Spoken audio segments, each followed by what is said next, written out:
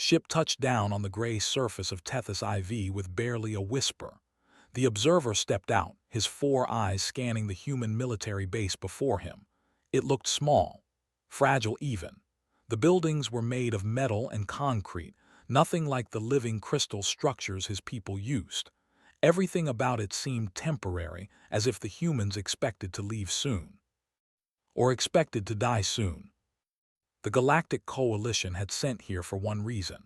Earth had joined the interstellar community just 3 years ago, and now they wanted to contribute military forces. The Coalition needed to know if humans could actually fight. Most species in the galaxy doubted it. Humans were soft-skinned, weak-boned, and died so easily. They lived short lives and made emotional decisions. Not ideal warriors. A human in military uniform approached. He was tall for his species, with dark hair and tired eyes. "Observer, I'm Commander. Welcome to Firebase Horizon." His translator clicked softly. "Commander, I am here to assess your military capabilities." Smiled, though had learned this human expression didn't always mean happiness. "Well, you picked an interesting time to visit. We've got company coming." They walked through the base together, observed everything. Human soldiers moved with purpose, carrying weapons and equipment. They seemed organized at least, but they also seemed so young. Many barely looked past adolescence by human standards. "This is Captain, my second-in-command," said, introducing a woman with sharp eyes and quick movements. She nodded without smiling. "Observer," she said simply, "you'll want to see the command center." The command center was filled with screens and humans working at stations. The technology was primitive compared to Coalition standards, but functional. Notice something odd. Several humans were drinking dark liquid from cups and eating, during a military operation. "Coffee," explained, following his gaze. "We'll need it. The swarm is 12 hours out." Skin changed color slightly, a sign of surprise among his people. They are coming here." "Straight for us," confirmed, pulling up a display. Red dots filled the screen, thousands of them. "They've been pushing into this sector for weeks. We're the last base between them and the civilian colonies." Studied the numbers. The swarm was infamous across the galaxy, a hive-mind species that consumed everything in their path. They had destroyed 17 worlds. Entire species had gone extinct trying to stop them, and here, on this small moon, stood fewer than 3,000 humans. "The Coalition has sent evacuation ships," said carefully. "Standard protocol dictates retreat when facing overwhelming force. The outnumber you 10 to 1. Took a sip of his coffee. "Yeah, I got that message. I declined." "You declined?" "We have 40,000 civilians in the colonies behind us," said. "If we evacuate, reach them in 2 days. There's not enough time to evacuate everyone." Felt confused. This was clearly a suicide mission. Why would they stay? "Commander, my assessment of your forces is not complete, but preliminary data suggests you cannot win this engagement. Retreat is logical." "Probably can't win," agreed. He finished his coffee and set the cup down. "But we can slow them down, buy time for the civilians to escape. That's the job." This made no sense to. Among his people, among most galactic species, survival was paramount. Soldiers retreated when defeat was certain. They preserved forces for battles they could win. This human strategy was illogical. He spent the next hours observing the preparations.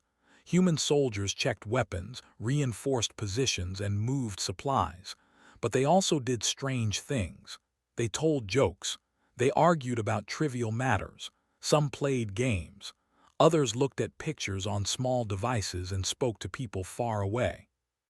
"That's Private Menu," said, noticing watching a young soldier. "Talking to his daughter. She's 3 years old." "He knows he may die," observed. "Why does he stay?" "Because if he doesn't, his daughter definitely dies," replied. "That's an easy choice for us." Watched a group of soldiers laughing at something on a screen. Nearby, a female soldier named Bora was carefully checking medical supplies. Her hands shook slightly. She was afraid. They were all afraid.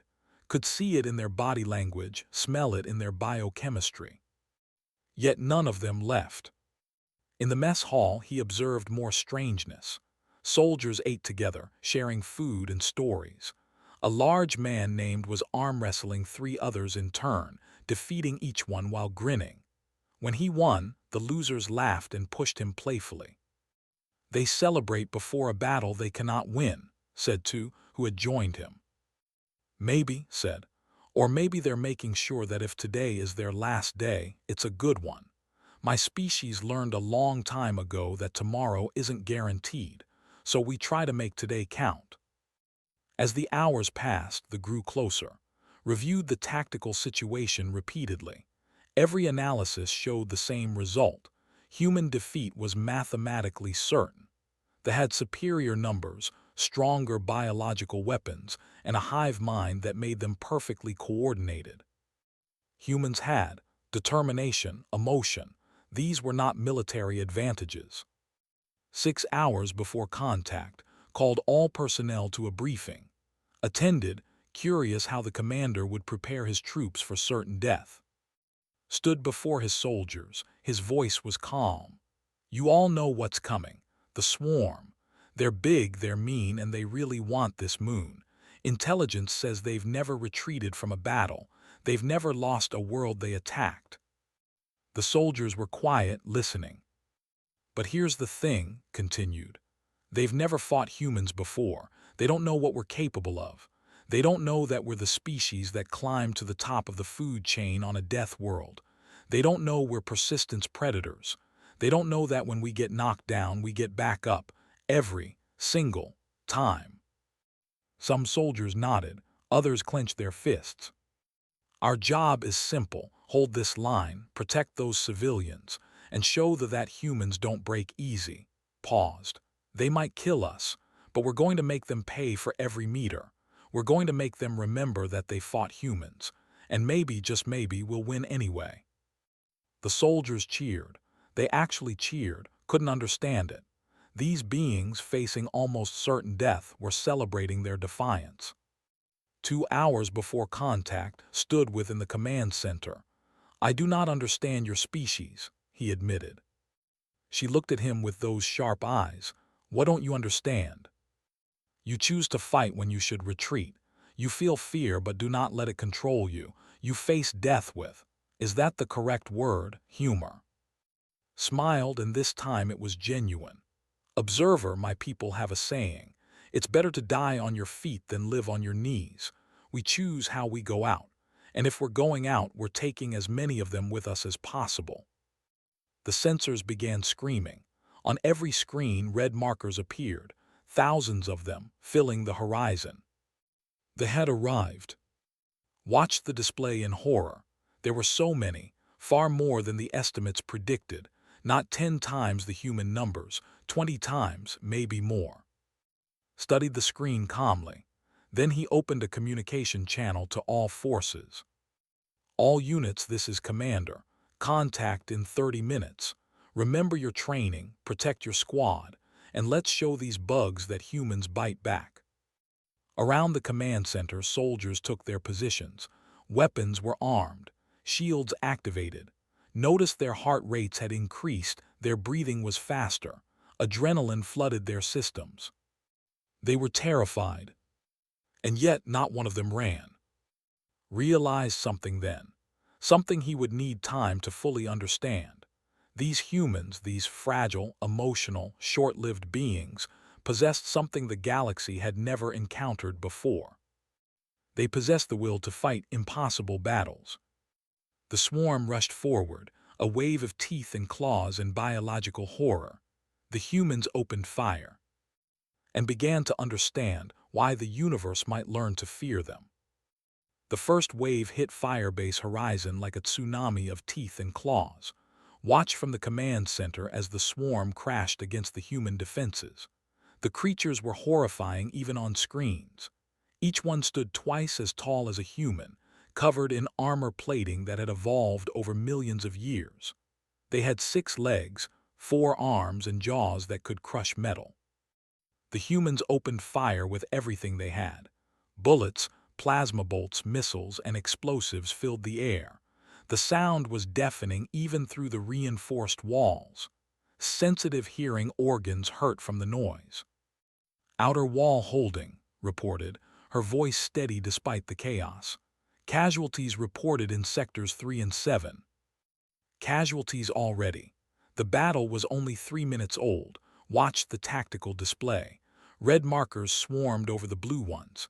In some places, single human soldiers were surrounded by dozens of. Those markers turned gray one by one. Dead. "We're losing the eastern approach," someone called out. "Reinforce with Squad 12, ordered. His face was calm, but noticed his hands gripped the edge of the console tightly. "Tell them to hold that choke point." Access the external cameras to see the battle directly. What he saw would stay in his memory forever. A group of 4 human soldiers stood in a narrow passage. Before them rushed hundreds of. The humans should have retreated, should have run, should have preserved their lives. They didn't. The lead soldier, a sergeant according to his uniform markers, was named. The same large man had seen arm wrestling earlier.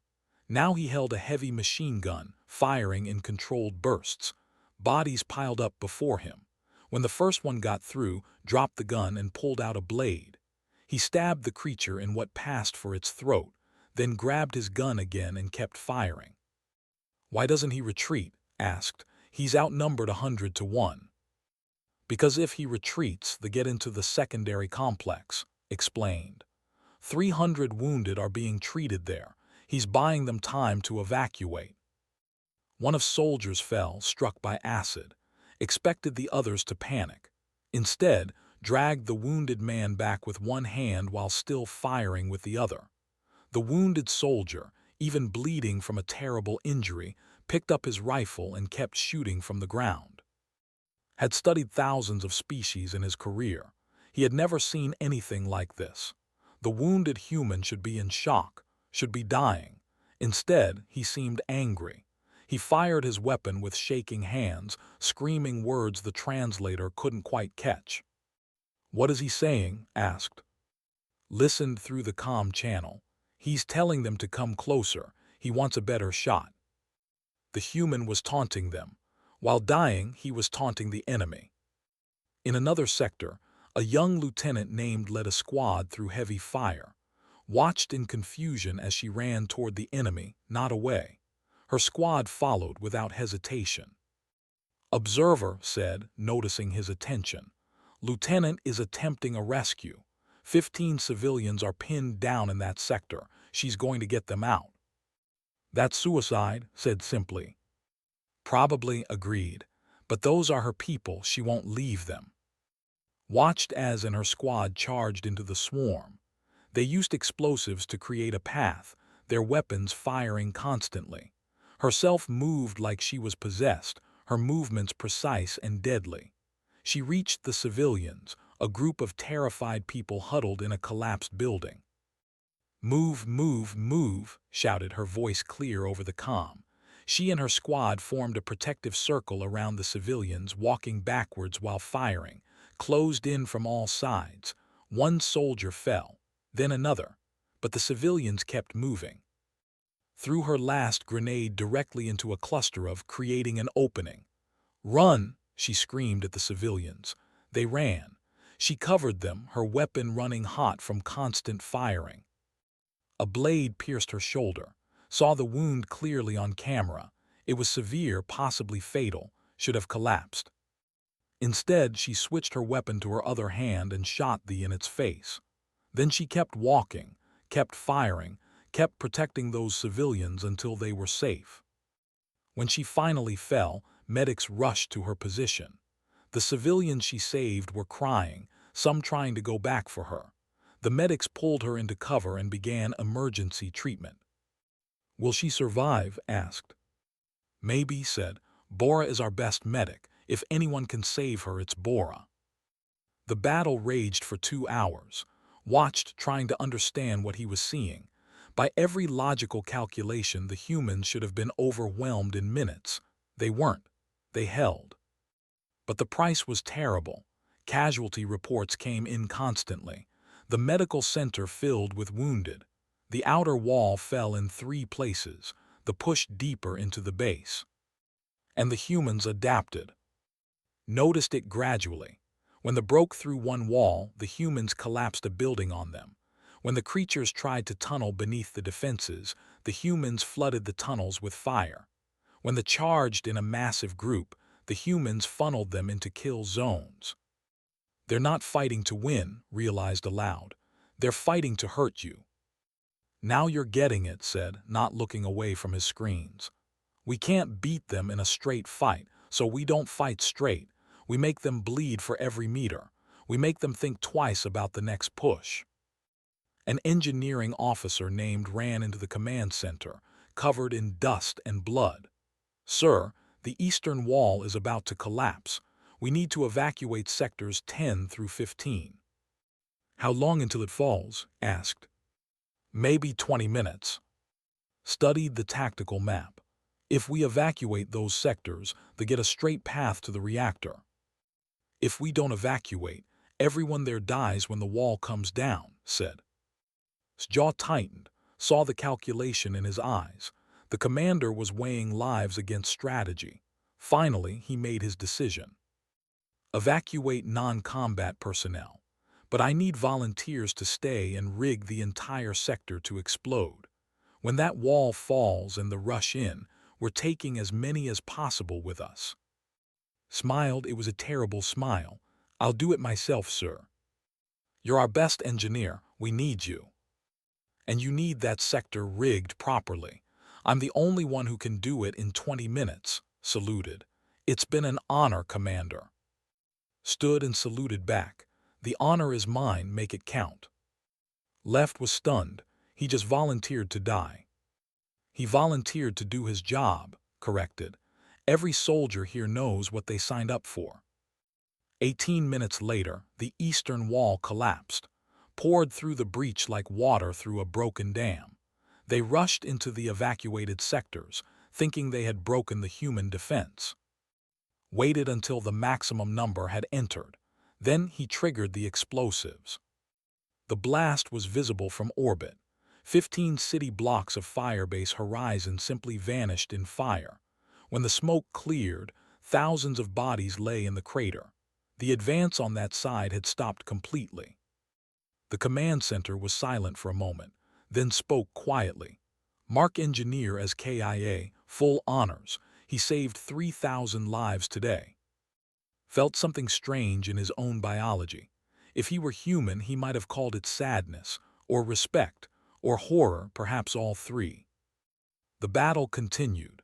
Choke point finally fell when ammunition ran out, but not before he had killed over 300. He retreated while carrying 2 wounded soldiers, still firing a pistol with his free hand. Survived her wounds and refused to stay in medical. She rejoined her squad with one arm in a sling, still giving orders. Bora the medic worked for 6 hours straight without rest, saving lives with hands that never stopped moving. And slowly, impossibly, the human line held. At hour 4 of the battle, noticed something on the long-range sensors. The main swarm had stopped advancing. They were regrouping, reassessing. They're confused, said, seeing the same data. They've never met resistance like this before. Allowed himself a small smile. Good, let them think. Let them wonder what kind of enemy chooses to fight like this. Looked at the casualty reports. 40% of human forces were dead or wounded. The base was half destroyed. Medical supplies were running low. Ammunition was at 30%. Any other species in the galaxy would surrender now, would beg for mercy, would try to negotiate. Opened a communications channel, not to the coalition, not to his superiors, to themselves. Swarm, this is Commander of Firebase Horizon. You wanted this moon.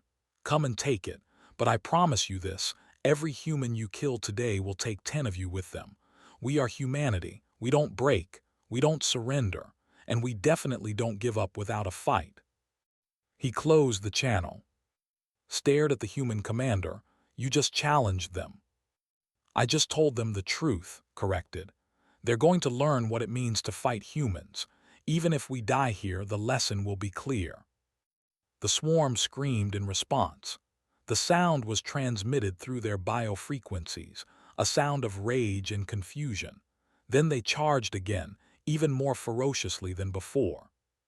And the humans, battered and bleeding and outnumbered, met them with weapons raised and defiance in their eyes. Realized something profound in that moment. He had come to observe humans fight. He was watching them refuse to lose. The morning after the first battle arrived with smoke-filled skis. Had not slept, though his biology required it. He couldn't look away from what the humans were doing. They were rebuilding, during a siege, under enemy fire. 40% casualties should have broken any military force. The base was damaged beyond recognition. 3 sections were completely destroyed. The medical center overflowed with wounded. Supplies were dangerously low. And yet in the gray dawn light, human soldiers were welding metal plates to damaged walls. They were moving supplies. They were reinforcing positions. Some worked with visible injuries, bandages wrapped around arms and heads, moving slower but still moving. "This is illogical," said two who had finally convinced to sleep for 2 hours. "Your forces need rest, need recovery time, they will attack again." "That's exactly why we're rebuilding," explained. She looked exhausted, dark circles under her eyes. "When they attack, we need to be ready. Sitting around feeling sorry for ourselves won't help." Watched a team led by engineer Minyu working on a collapsed wall. Minyu was young, barely 25 Earth years. His left leg was bandaged from a blade wound. He should have been in medical. Instead, he was directing his team, using destroyed mech parts to create automated turrets. "If we can't fight them ourselves, we'll make the machines fight," Minyu explained when approached. His hands worked quickly, connecting wires and circuits. "These mechs are too damaged to pilot, but their weapons still work. We mount them on the wall, hook them to our targeting systems, and boom, extra firepower." "You are wounded," observed. "Yeah, but my hands still work." Minyu grinned, though could see pain in his eyes. "Besides, my daughter is in the civilian colony. I'm not sitting around while these bugs are still a threat." Another team was salvaging ammunition from destroyed bioweapons. A soldier named was carefully extracting the acid sacs from dead bodies, storing them in reinforced containers. "We ran low on explosives," she explained, not looking up from her dangerous work. "One wrong move and the acid would eat through her protective suit. But they brought us plenty of replacements. We're going to throw their own weapons back at them." Had never encountered such resourcefulness. Most species used standardized equipment, standardized tactics. Humans seemed to make up new solutions as they went along. In the medical center, he found an even more disturbing scene. Bora, the chief medic, was operating on a soldier with severe internal injuries, but they had run out of anesthesia 12 hours ago. The soldier being operated on was a young woman named. She lay on the table, fully conscious, biting down on a piece of leather. Could see the pain in her face, the way her body trembled, but she didn't scream. "Why doesn't she scream?" asked another medic quietly. "Because if she screams, everyone else hears it. Morale drops, fear spreads." The medic, a man named, worked on bandaging another patient. "So she takes the pain. We all do. That's the deal." "The deal?" "We agreed. Anyone who needs surgery gets it, even without pain medication. But we don't scream. We don't scare the others. We endure." Hands were steady, but his voice was soft. "It's not brave, it's necessary." Thought about his own people. If they ran out of anesthesia, they would stop non-emergency surgeries. They would wait for supplies. They certainly wouldn't operate on conscious patients. But humans didn't have time to wait. When Bora finished the surgery, was carried to recovery. She would be back on duty in 3 days, pushing her body past reasonable limits, because the base needed every soldier. spent hours accessing human historical records through his ship's connection. He needed to understand where this attitude came from. What he found disturbed him deeply. Humans had evolved on a death world called Earth, a planet where everything tried to kill them. Predators, diseases, whether other humans. They survived by being persistent, by refusing to give up, by hunting prey for days until it collapsed from exhaustion. But what truly shocked was human history. They had spent thousands of years fighting each other with the same intensity they now used against the. Their wars were legendary for brutality and determination. He found records of humans holding defensive positions for months under siege. Records of tiny forces defeating massive armies through sheer stubbornness. Records of humans fighting even when victory was impossible, just to hurt the enemy. One record particularly stood out. An ancient battle where 300 human warriors held a narrow pass against an army of hundreds of thousands. They fought for 3 days. They all died, but they killed tens of thousands of enemies and gave their people time to prepare. The humans still remembered that battle thousands of years later, still honored those warriors, still told their story. Began to understand. These humans didn't fight for survival alone. They fought for pride, for duty, for each other, for the idea that surrender was worse than death. On the second day of the siege, they attacked again. But this time, they met Minu's automated turrets. They met acid bombs made from their own dead. They met a human force that had used the break to become even more dangerous. Watched from the command center as coordinated the defense. The commander looked like he had aged 10 years in 2 days. His uniform was dirty. His eyes were bloodshot, but his voice was steady. East Wall, focus fire on the cluster approaching Sector 6. West Wall, prepare for flanking maneuver. The battle was different this time. The humans had learned from the first fight. They had studied tactics. They had identified weaknesses. When they tried to tunnel again, the humans were ready. They dropped seismic charges that collapsed the tunnels with the enemy inside. When they charged in waves, the humans used timed explosives to break up the formations. Recovered from his wounds, led a squad in a daring counterattack. They didn't defend. They attacked, pushing into territory to destroy a bioship that was spawning new warriors. Watched in amazement as squad fought through hundreds of enemies to plant explosives on the ship. 2 soldiers died in the attack, but the bioship exploded, taking thousands of unborn with it. Why attack? Asked. Defense is more efficient. Defense is survival, replied. We're past that, now we're trying to win. Still wounded but refusing to rest, led her own mission. She took a small team behind enemy lines to gather intelligence. They captured a warrior alive, something the coalition had never managed to do. The creature was brought to the command center, contained in a reinforced cage. It screamed and thrashed, trying to break free. Instinctively stepped back, though was terrifying up close. Studied it calmly. Bora, I need you to examine this thing. I want to know everything. Weaknesses, biology, how they communicate. Bora approached the cage without fear.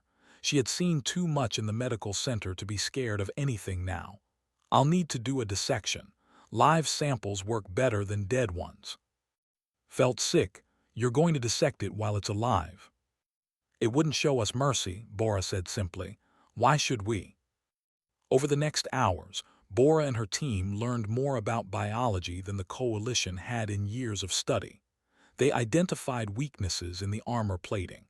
They found the neural clusters that connected each warrior to the hive mind. They discovered that they had a vulnerability to certain sound frequencies. Minu immediately began working on sonic weapons, started developing ammunition that would target the weak points.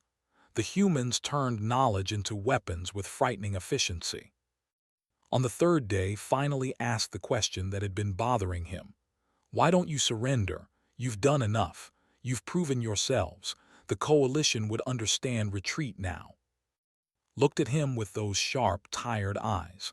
Observer, let me tell you something about humanity. We're not warriors because we're strong. We're warriors because we refuse to accept defeat. They have never retreated. Neither have we. Something's got to give. She gestured to the base around them. Every human here knows they might die. We're scared. We're tired. We're running out of everything. But we're still here because there are 40,000 civilians behind us who can't fight. Someone has to stand between them and the monsters. That's us. Even if you all die. Especially if we all die. Because then they will remember. They'll remember that humans don't break. They'll think twice before attacking human colonies again. Our deaths will save millions. Suddenly understood something profound. For most species, death was failure. For humans, death could be victory if it served a purpose. That night gave another speech to his troops, listened carefully. I won't lie to you, we're in bad shape. We've lost good people, friends, family. They keep coming and we're running low on everything. The soldiers listened, their faces grim. But here's what they don't understand. They think we're like every other species they've fought. They think if they hit us hard enough, we'll break, smiled. They're wrong. We're not trapped here with them. They're trapped here with us. And we're going to teach them a lesson they'll never forget. The soldiers cheered, not because they thought they would win, but because they refused to lose. Watched this and finally understood. Humans weren't fearless. They were terrified, but they fought anyway. They weren't stronger than but they were more stubborn. They weren't tactically superior, but they were creative, adaptable, and absolutely unwilling to surrender. And somehow, against all logic and probability, they were still holding the line. They had conquered 17 worlds, but they had never encountered humanity before. Suspected they were starting to regret that. Something changed on the 4th day of the siege. Noticed it first in the human body language. They had stopped defending. They were hunting. Called a meeting of his squad leaders. Was there, along with Minu and several others. They gathered around a holographic map of the surrounding territory, observed from the side. We've held them off for 3 days, said. But holding isn't winning. They keep sending more warriors. Eventually, they'll overwhelm us through sheer numbers. So what's the plan? Asked. His arms were crossed, his expression serious. We stop defending our base. We start attacking their base. Zoom the map out, showing the staging areas 5 kilometers away. They've set up breeding pits here, and here, bioships here, command nodes here. We destroy those, we cut off their reinforcements. Studied the map. That means going into their territory, into the tunnels. Yes. That's suicide, someone said. Probably, agreed. But it's offensive suicide, the kind where we hurt them badly before we go down. Spoke up. Commander, this violates all standard military doctrine. You should defend your strong position, not venture into enemy territory where they have every advantage. Looked at him. Observer, standard military doctrine doesn't work against They've beaten every species that tried standard tactics, so we're going to try something they've never seen before. We're going to hunt them. The plan was insane. Small teams of humans would enter the tunnel network and strike at their critical infrastructure. They would use the enemy's own territory against them. They would become ghosts in the darkness, killing and vanishing before the hive mind could respond. Volunteered to lead the first team. I've got experience in underground combat. Plus, I really want to see the looks on their faces when humans start appearing in their own tunnels. They don't have faces, someone pointed out. Then I'll settle for killing them in their sleep. They do sleep, right? No, Boris said. The hive mind keeps them active constantly. Even better, they'll never see us coming. The first strike team deployed that night. 6 humans, including a scout named, entered the tunnel network through a collapsed section of the base. They carried minimal equipment, light weapons, explosives, and something strange that didn't recognize at first. What are those devices? He asked. speakers playing sounds from Earth. She smiled grimly. We're going to introduce the to psychological warfare. Monitored the team's progress through their helmet cameras. The tunnels were dark, organic, and disturbing. The walls pulsed with bioluminescence. The floor was soft, almost alive. The humans moved silently through this nightmare environment. When they encountered patrols, they struck fast and brutal. Used a vibration blade that cut through the creature's armor. Was even more terrifying, moving like a shadow and killing with precise strikes to the neural clusters Bora had identified. But the strangest part was the sounds. As the team moved deeper, they left activated speakers behind. The speakers played recordings, human laughter, war songs, the sounds of Earth predators, wolves howling, lions roaring, the hunting calls of ancient human tribes. Watched the reaction through the biometric sensors. The creatures were confused. The hive mind recognized these sounds as threats but couldn't categorize them. The humans weren't just killing warriors. They were attacking the sense of safety. You're making them afraid, realized. That's the idea, confirmed. They think they're the predators. We're reminding them what real predators look like. Team reached their target, a breeding pit spawning new warriors. They planted shaped charges around the chamber's support structures. As they worked, noticed something on her scanner. Sir, we've got movement, lots of it. They know we're here. How long until the charges are ready? Asked calmly. 2 minutes. Then we hold for 2 minutes, form up. 6 humans stood back to back in a circular chamber as hundreds of poured in from every tunnel. Expected panic. Instead, laughed. You bugs really don't learn, do you? You still think we're prey. The humans opened fire. In the confined space, their weapons were devastating, fell in waves, but more kept coming. The hive mind was throwing everything at them. Ammunition counter hit 0. He drew his blade. Charges ready. 30 seconds. Good enough, everyone fall back. The humans ran, chasing them through the tunnels. It looked like a retreat, almost believed it was a retreat. Then he saw where they were running, toward a narrow passage. The humans squeezed through, followed, then triggered the charges. The breeding pit exploded, collapsing tunnels for hundreds of meters. Thousands were buried instantly. The humans had led them into a trap, using themselves as bait. His team emerged from a side tunnel, dirty but alive, all 6 of them. Target destroyed, reported, heading to Target 2. Over the next 2 days, human strike teams became a nightmare for the. They appeared in tunnels that should have been secure. They destroyed bioships. They killed warriors in the darkness and vanished before reinforcements arrived. Led a team that sabotaged a command node. She personally killed the node controller, a massive creature that coordinated thousands of warriors. Without it, an entire section of the swarm became disorganized, fighting less efficiently. Minu's team didn't just destroy targets. They captured technology.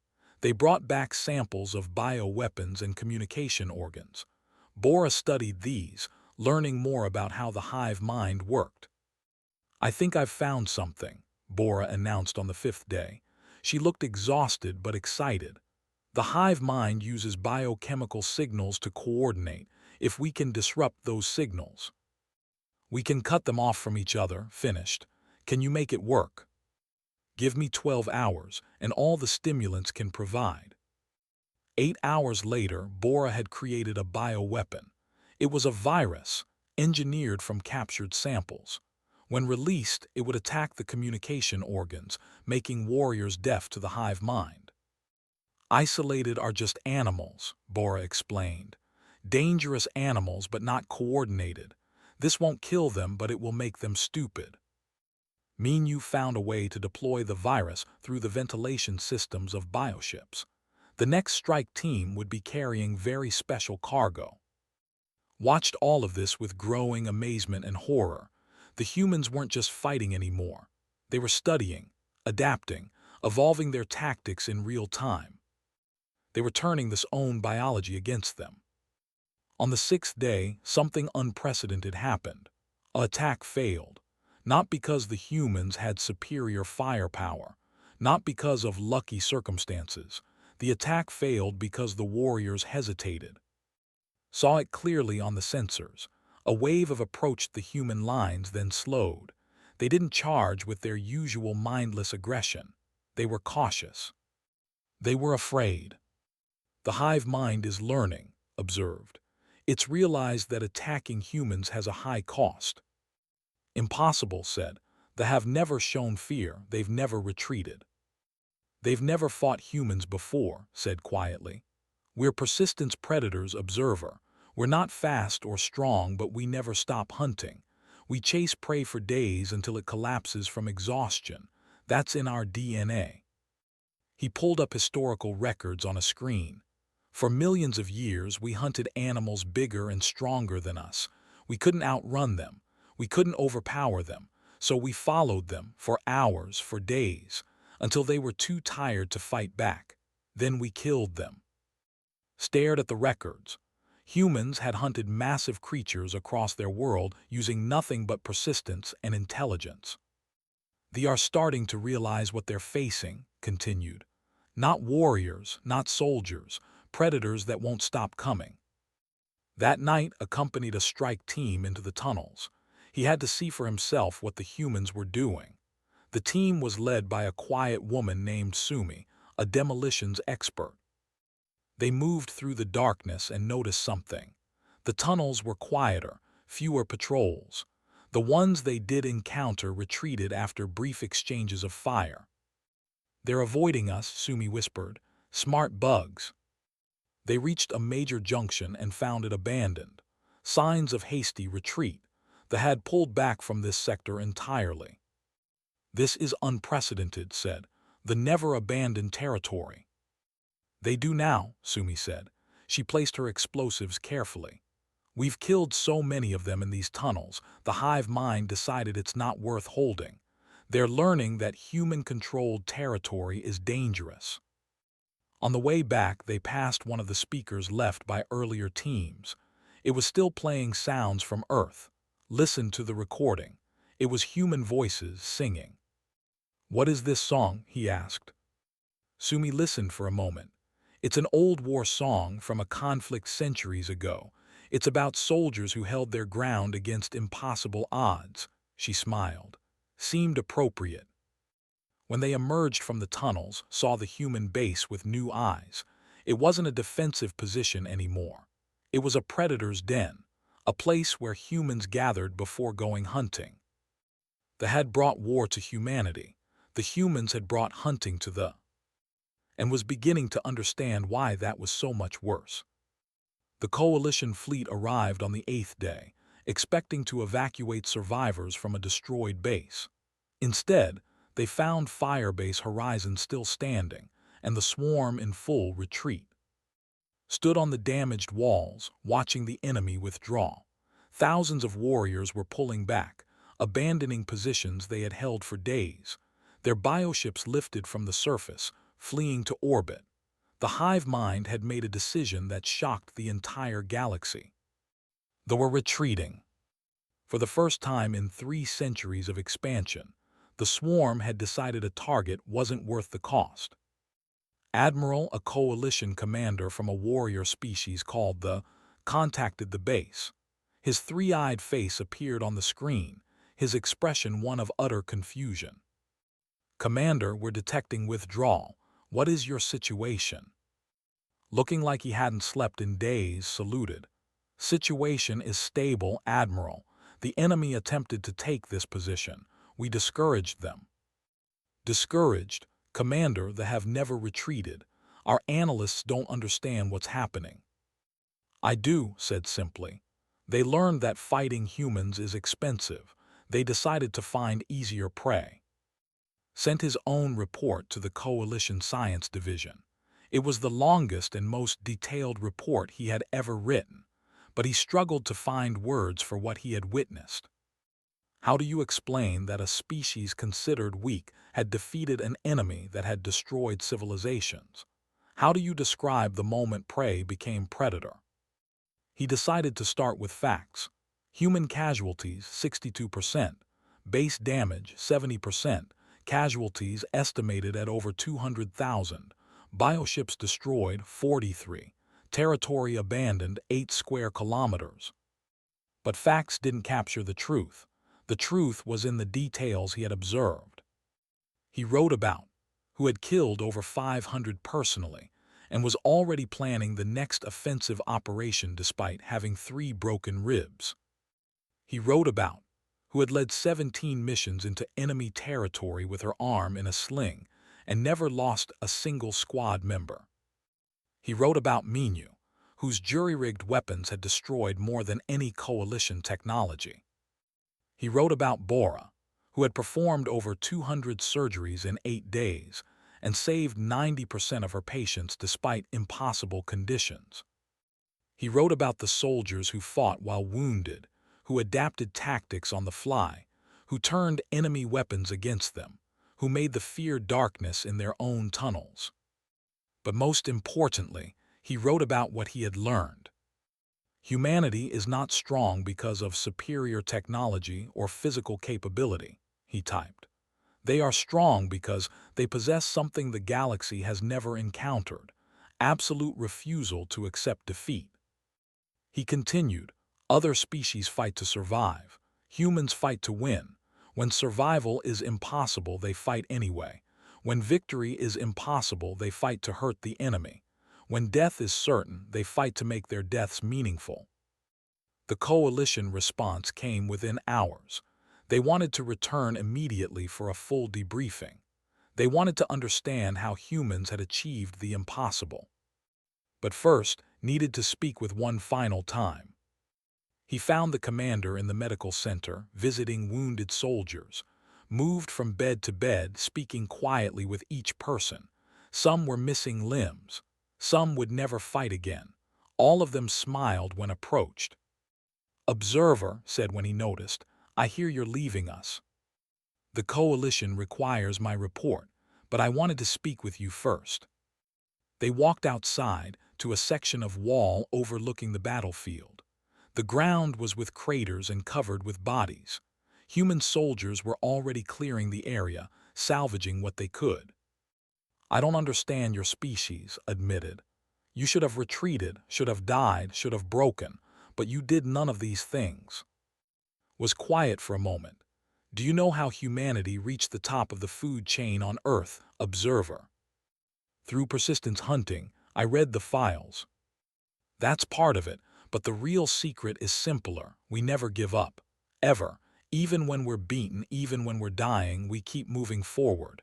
It's not because we're brave. It's because that's who we are." He gestured to the battlefield. "Every species in the galaxy evolved to survive. Humans evolved to survive everything. Our planet tried to kill us for millions of years.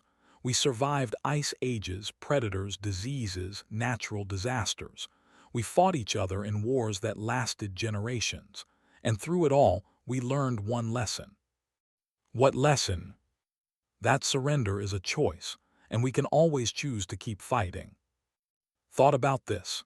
The coalition is afraid of you. They won't say it publicly, but they are.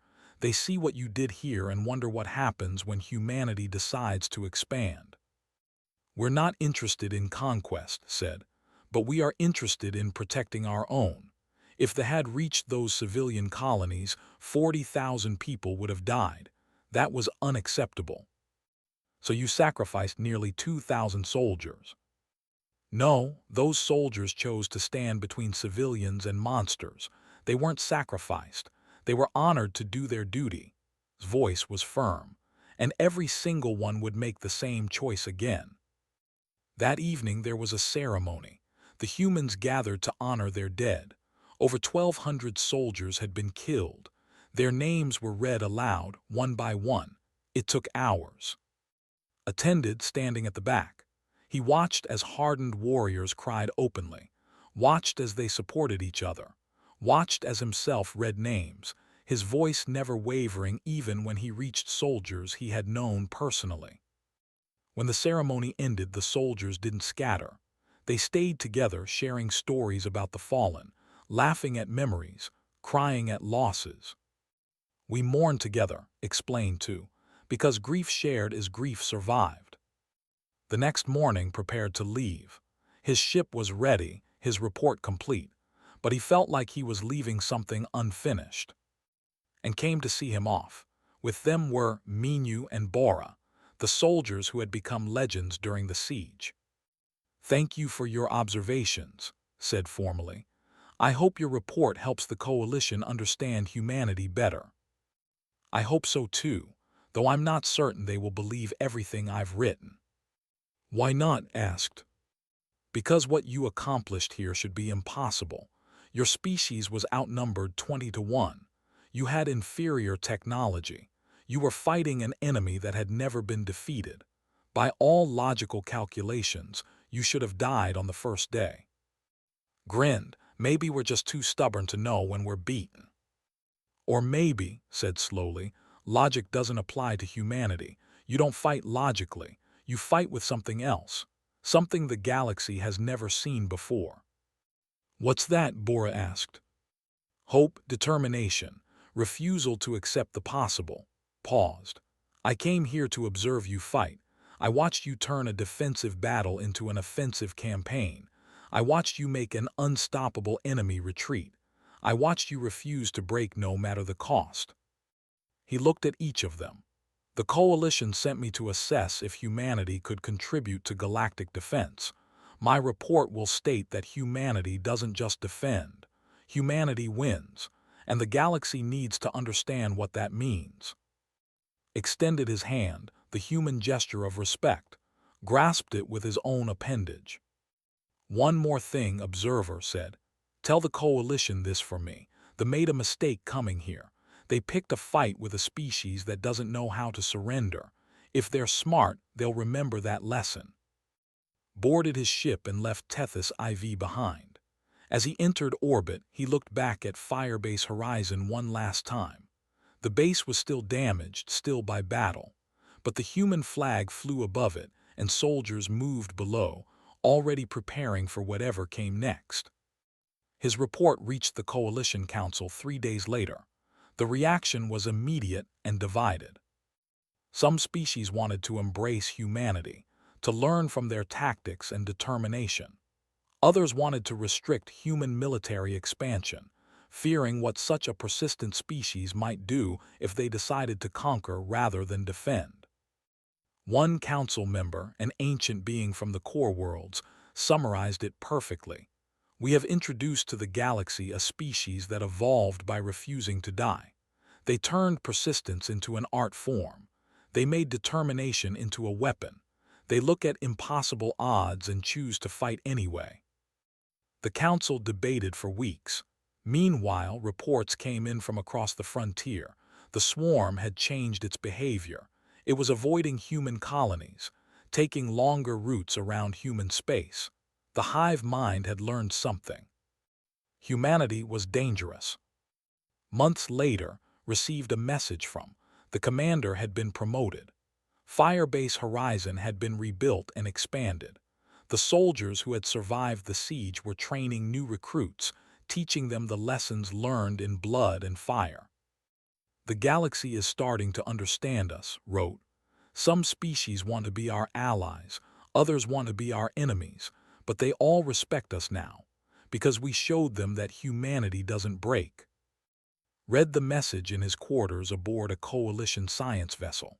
He thought about those 8 days on Tethys IV, about the soldiers who fought impossible battles, about the commander who refused to retreat, about the medic who saved lives without anesthesia, about the engineer who turned junk into weapons. He thought about humanity.